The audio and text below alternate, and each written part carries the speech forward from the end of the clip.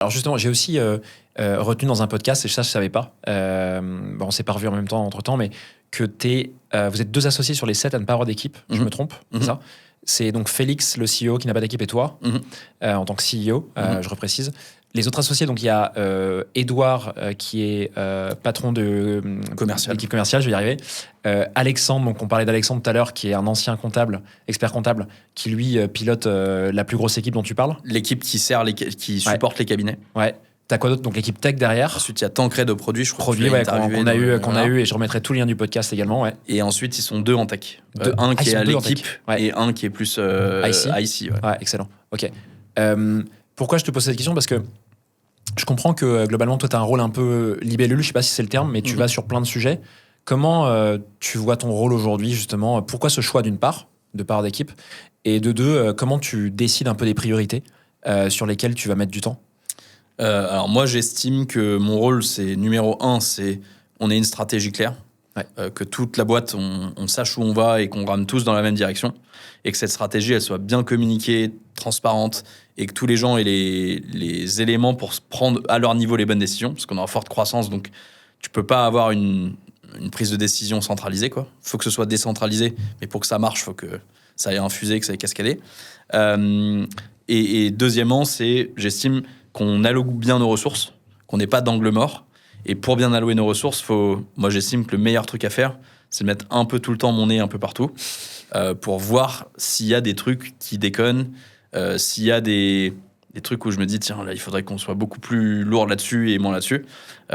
Et ça, le luxe, c'est qu'effectivement, j'ai pas d'équipe, où l'équipe, c'est entre guillemets le COMEX, quoi. Ouais. Et donc, je peux me permettre d'échanger avec des gens chez nous, des clients, etc.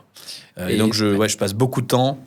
J'ai plein de petits rendez-vous. Donc, une journée, en moyenne, j'ai, je pense, 15 réunions. Oh. Mais je parle avec plein de gens qui me donnent un peu des signaux faibles ou forts de là, il y a un truc qui va pas. Ou... Et comment ça marche? C'est hyper intéressant comment tu fais. Donc, ce que je comprends, c'est que tu te nourris en fait de plein de retours de partout. Comme tu n'es pas dans le micro-opérationnel, le micro-management, même je sais pas si c'est le bon terme, mais en gros, tu n'as pas le temps en fait, en faisant des petites réunions, d'aller trop loin dans les sujets. Tu as quand même un bon niveau de détail de tous les sujets, de tout ce qui se passe. Mais comment tu arrives, toi, à te dire là-dessus, il faut qu'on agisse, etc. Parce qu'une fois que tu as fait 15 réunions... Après, moi, je vais pas décider. Moi, je vais dire, il y a un signal faible là-dessus. Ouais. Ensuite, je vais aller parler avec, je sais pas moi, Tancred, dire, j'ai l'impression qu'il y a peut-être ce truc-là où on met pas assez de moyens. Okay. Et après, on va avoir une discussion et on va éventuellement aller creuser, quoi. Mais au moins, je pense que c'est un peu un radar, quoi, pour voir s'il y a des trucs où on est à risque ou pas, quoi. On va justement, à partir de ça, descendre sur le sujet du podcast, qui est ce sujet d'usage et d'adoption de Penny Lane sur un produit tout en un, que visiblement, vous arrivez vraiment extrêmement bien à maîtriser depuis le début. Toi, en tant que CEO, qu'est-ce que tu regardes? S'il y a les 2-3 chiffres là, que tu regardes en ce moment, en mai 2025, sur Penny Lane, qui sont vraiment importants pour toi, c'est quoi? Alors, le premier, ça reste quand même tout ce qui est engagement des équipes, recrutement, parce que c'est quand même c'est l'essence, entre guillemets, pour qu'on avance. Et voilà. Donc ça, c'est le truc numéro 1. Il y a un chiffre lié au recrutement que tu regardes? Ouais, alors moi, je sais qu'on a un objectif de recruter 15 nouveaux devs par mois. Donc ça, c'est ton objectif de recrutement, ouais. C'est le truc que je regarde le plus, quoi. Ouais. Et après, c'est Employee NPS, que je regarde et que je suis de façon mensuelle, pour le coup. Deuxièmement, c'est le nombre... Enfin, le truc que je regarde le plus, c'est nombre d'entreprises et MRR, mais qui sont la résultante de combien de cabinets on embarque, combien de partenaires intégrateurs on embarque, combien d'entreprises. Et effectivement, après, je zoome pour regarder est-ce que c'est de l'engagement, le souci, mais MRR et nombre d'entreprises, c'est un peu la North Star, quoi. Depuis ces 3 ans, là, il y a un rituel ou quelque chose dans ces équipes-là qui a changé, une manière de bosser qui a changé par rapport à avant. Vous avez grossi les équipes, ça je comprends. Il y a eu de nouveaux profils à arriver pour ces sujets IA notamment. Hyper intéressant de voir ce que vous avez fait sur l'accessibilité d'un point de vue organisation.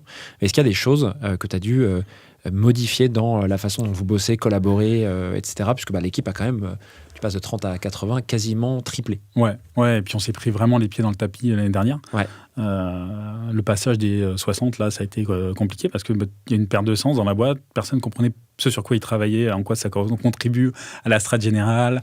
Il y a eu cet endroit on a été pas mal challengé sur le fonctionnement et peux te dire un peu ce qu'on a fait, en fait. Ouais, avec plaisir. Déjà, on est une boîte hyper produit. Parce que les founders sont prêts produits, on va penser produit. Et ça, pendant longtemps, il n'y a eu qu'une équipe produit, François qui l'a géré, où il y avait l'engineering dedans. Et en fin d'année dernière, on a décidé de supprimer l'équipe produit. On a une boîte produit sans équipe produit aujourd'hui. Et parce qu'on s'est dit, et ça c'est des réflexions que François justement a eues avec Rémi. Donc Rémi Guillaume, qu'on rappelle, qui travaille avec Tristan, ils sont associés sur une entreprise qui s'appelle Discovery Discipline. Exactement. Rémi et Tristan ayant travaillé ensemble chez Blablacar. Rémi était CPO et Tristan était le VP VP Design. Design, exactement. C'est chez Malte aussi. Et Rémi c'est mon coach produit en gros. Et, trop sympa Rémi. Ouais, il est énorme. Et donc on arrive à cette conclusion qu'il faut supprimer l'équipe produit. Et parce qu'en fait, on a tellement besoin du produit aujourd'hui et le produit drive tellement le business et le marketing. La roadmap produit, c'est presque la roadmap de boîte. Il y avait un peu je suis un raccourci, mais voilà. Et donc, avec un CEO qui fait office un peu de CPO, quelque part, toute l'orga est produit. Et donc, c'est le CEO qui porte la vision produit. Par contre, on a splitté en 2 départements. Le département produit, ça a été le département design et le département opération. Et François, du coup, a pris le département opération. Et chez nous, le département opération gère les PM. Ça veut dire quoi, opération ? Pourquoi ? C'est quoi leur mission ? Opération, c'est... l'ambition, c'est la performance. En fait, la performance dans le comment. Et on s'est dit, attends, François, il est exceptionnel dans le comment. Et le comment, pour moi, c'est le product management. Moi et Max, les fondateurs, on est très bons dans le quoi, c'est-à-dire la vision, en fait, où on va, les choix qu'on doit faire. Ouais. Et donc, on va finalement rendre sa zone de magie à chacun. Et donc, moi et Max, on se concentre vraiment sur le quoi, et François sur le comment. Et donc, les opérations, c'est comment atteindre de la haute performance dans le product management, mais pas que, dans toute la boîte. C'est ça la vision du département opération chez nous. Ok. Et alors, tu as un exemple de collaboration, parce que on a l'impression que c'est un énorme silo entre les deux. Ouais. Il y a le quoi et le comment, c'est des gens qui ne se comprennent pas parce qu'ils ne répondent pas à la même question. Mais ça se présente comment sur un chantier ou une fonctionnalité particulière, par exemple ? En fait, je te donne un exemple. On est en train de bosser sur rajouter plus de e-commerce dans nos services. Et donc, les PM, ils vont venir interviewer les stakeholders, en fait, comme ça se fait classiquement, je pense. Bon, on va aller venir me voir. C'est quoi la vision produit ? Comment tu vois la chose ? Qu'est-ce qu'on doit prioriser ? Ils vont aller voir Max aussi pour la partie marketing, mais aussi qui a une bonne vision produit, parce que le marketing, le e-commerce, c'est quand même très proche du marketing. Et ils vont aller voir aussi le design. Et donc, avec ça, ils se démerdent. Et ils font un brief, en fait. Ils font un brief. Et puis après, on commence à rentrer dans tout le processus de product management, quoi. Ok, hyper clair. Donc toi, tu as encore beaucoup la main, finalement. Tu as encore beaucoup le nez dans les sujets produits. Tu n'es pas ce CEO d'une boîte de 80 personnes qui est plutôt sur le day-to-day de manière généraliste de la boîte, comme on peut voir dans beaucoup de boîtes. Tu parlais d'ailleurs de founder mode au début. C'est une expression qu'on a entendue beaucoup il y a quasiment 2 ans maintenant, je crois, quand ça a été sorti de la bouche de Paul Graham, je crois, si je me gourre pas, ou de Brian Chesky. C'est Brian Chesky à la base. Mais c'est effectivement, c'est Paul Graham qui a fait un post. Ça a vite bouclé sur... je crois, non ? Je crois qu'il y a... plus que ça maintenant. Là, on est en mai 2025. Peut-être que je me gourre, c'était l'année dernière, je me souviens plus. Mais effectivement, c'est des buzzwords qui ont fait un peu la boucle. Ouais. Qu'est-ce que tu veux dire par ça quand tu dis que c'est un truc qui t'a inspiré, ce buzzword, justement, cette expression ? Comment tu t'es retrouvé là-dedans ? En fait, je pense que c'est le mot manager qui me posait problème, parce que le founder mode est opposé au manager mode. Et donc, le principe, c'est qu'on embauche des gens qui savent manager l'extérieur et pour faire tourner la boîte. Et du coup, le CEO, il manage des managers et il ne doit pas être dans le courant, en fait, dans le run de la boîte. Et ça m'a jamais parlé, parce que j'ai toujours voulu comprendre et j'ai toujours voulu parler aux gens qui faisaient. Aussi, c'est vraiment quelque chose qui est caractéristique du founder mode, c'est de dire, quand on parle d'IA, moi je vais voir Régis par exemple, et je lui dis, mais ouais, comment l'upscaling, comment tu le fais, machin, ça veut dire... Voilà, et je veux comprendre en fait. Parce qu'en fait, c'est en rentrant dans les détails qu'on peut avoir une vision globale qui est proche de la réalité en fait, et qui est pas déconnante en fait. Et plus on est loin des détails, moins on prend des bonnes décisions. Après, tu peux pas être dans les détails partout, sinon, et c'est pas du micromanagement, c'est différent. Si tu es dans les détails partout, tu t'exploses complètement. Mais par contre, dans des endroits stratégiques, et là, je t'ai dit que l'IA, c'était stratégique, je passe du temps avec les contributeurs, les devs, les designers, pour comprendre en fait comment on peut faire mieux, comment on peut... Voilà. Et ça me permet de rester très informé et de bien orienter donc, la vision produit. Comment tu fais pour ne pas micromanager, justement, et suivre cette façon de travailler qui est d'être dans le détail, sans micromanager? En fait, une fois que tu as une bonne confiance avec tes équipes, ils sont capables de te confronter. Et ils sont capables de dire, non mais là Guillaume, ce que tu dis, c'est pas vrai en fait. Et si en tant que CEO, personne ne te dit jamais que tu as tort, et tu sais que tu as tort souvent quand même, tu parles tellement, et tu es impliqué dans tellement de décisions que tu prends des mauvaises décisions tous les jours en fait. Et s'il n'y a personne pour te dire, non en fait c'est de la merde ce que tu dis, ça va pas le faire. Donc il y a besoin de cette confiance. En tout cas, nous on travaille énormément sur se connaître soi-même, parce que quand on se connaît soi-même, on est plus performant. Et deuxièmement, on est meilleur dans les relations. Et donc, on est capable de comprendre les autres, mais aussi de les challenger. Et nous, on a une grosse culture de feedback et tout ça.